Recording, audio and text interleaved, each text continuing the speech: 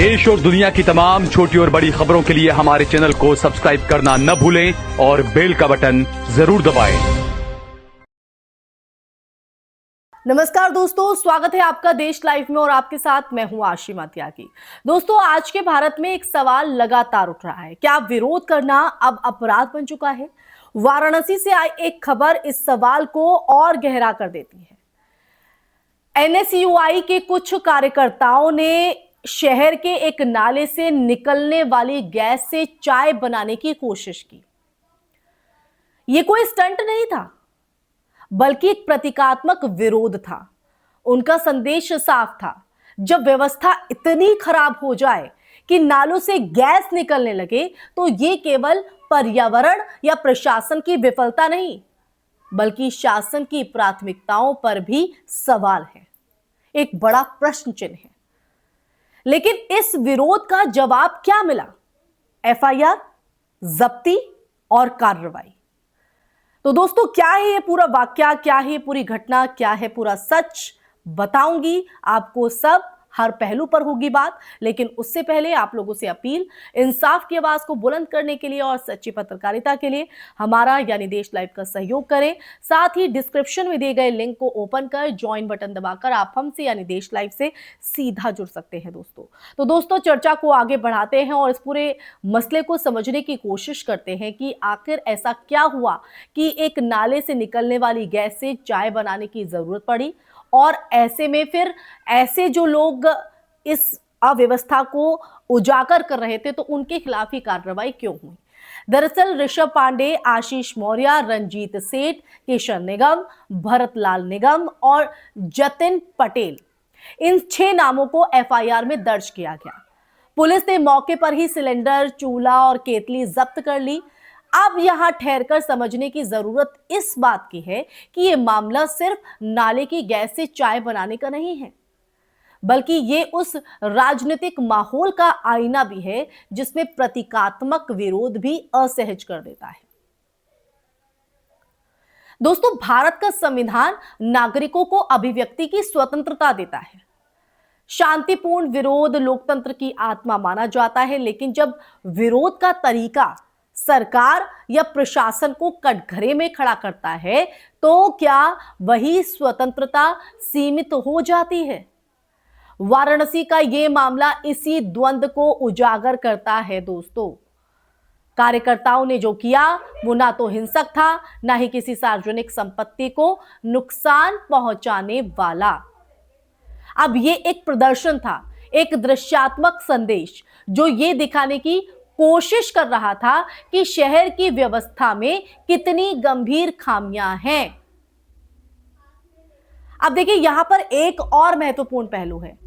वाराणसी, जो देश के प्रधानमंत्री का संसदीय क्षेत्र है, वहां इस तरह की घटनाएं राजनीतिक रूप से और भी संवेदनशील हो जाती हैं। जब विरोध सीधे तौर पर गवर्नेंस मॉडल को चुनौती देता है तो प्रतिक्रिया भी ज्यादा कठोर हो जाती है। लेकिन सवाल यहां पर यह है दोस्तों कि क्या लोकतंत्र में असहज करने वाले सवालों को दबाना ही समाधान है? अब देखिए, पुलिस की अगर हम बात करें तो पुलिस का पक्ष यह हो सकता है कि बिना अनुमति के प्रदर्शन सुरक्षा या कानून व्यवस्था के उल्लंघन के दायरे में आता है। लेकिन यह भी देखना जरूरी है कि क्या हर विरोध को कानूनी उल्लंघन के चश्मे से ही देखा जाएगा? अगर कोई छात्र संगठन या राजनीतिक कार्यकर्ता स्थानीय समस्याओं को उजागर करने के लिए रचनात्मक तरीके अपनाता है तो क्या उसे अपराधी बना देना उचित है?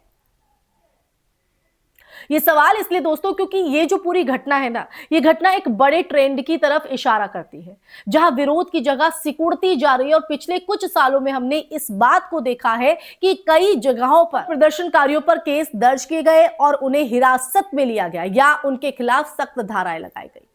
इससे एक जो डर का माहौल है वो बनता है, जिसमें आम नागरिक सोचने लगता है कि क्या अपनी आवाज उठाना जोखिम भरा है।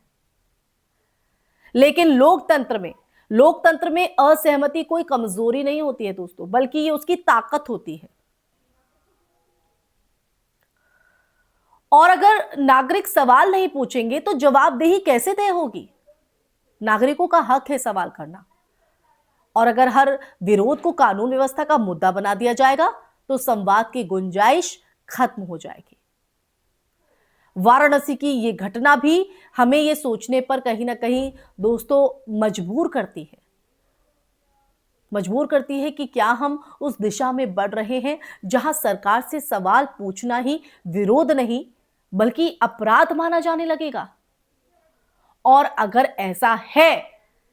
ऐसा है तो इसका असर केवल राजनीतिक कार्यकर्ताओं पर नहीं बल्कि हर उस नागरिक पर भी पड़ेगा जो अपने शहर, अपने अधिकारों और अपने भविष्य को लेकर चिंतित है। क्यों सरकार से सवाल करना गलत है? सत्ता पक्ष का ये कर्तव्य बनता है कि अगर कोई आम नागरिक कोई सवाल कर रहा है, सच जानना चाहता है, तो उसे मौका दिया जाए सच जानने का, उसके लिए जवाब दे हो। वही एक अच्छी सरकार की अच्छी सत्ता पक्ष की पहचान होती है। तो अंत में बात सिर्फ इन 6 नामों की नहीं है जो मैंने शुरुआत में जिक्र किया। बात उस विचार की है कि क्या एक लोकतांत्रिक देश में नागरिक को अपने तरीके से विरोध करने का अधिकार है या नहीं। देखिए, ये सवाल इसलिए खड़ा हो जाता है क्योंकि जब विरोध हुआ है ना तो उसे देशद्रोह नाम दे दिया गया है। इसीलिए सिर्फ 6 नामों की बात नहीं है। तो अपने तरीके से विरोध करने का अधिकार हमें होना चाहिए दोस्तों। अगर व्यवस्था की खामियों को दिखाने के लिए भी एफआईआर का सामना करना पड़े, जैसा कि इस वीडियो में, जैसा कि आज की इस खबर में दिखाई दे रहा है, तो ये एक केवल घटना नहीं बल्कि एक संकेत है, एक ऐसे माहौल का संकेत जहां सवाल पूछने से पहले लोग 2 बार सोचेंगे कि अगर हमने ये आवाज उठाई या हमने ये सवाल किया तो उसका परिणाम हमें एफआईआर के जरिए, जब्ती के जरिए भुगतना होगा, कार्रवाई के जरिए भुगतना होगा। तो दोस्तों, अगर ऐसा ही रहा तो सच कभी बोलेगा नहीं।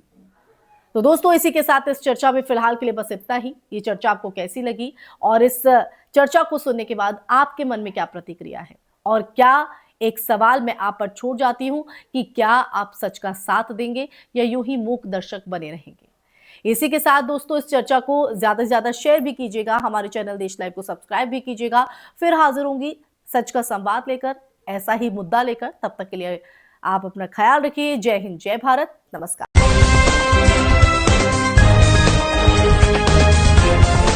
देश और दुनिया की तमाम छोटी और बड़ी खबरों के लिए हमारे चैनल को सब्सक्राइब करना न भूलें और बेल का बटन जरूर दबाएं।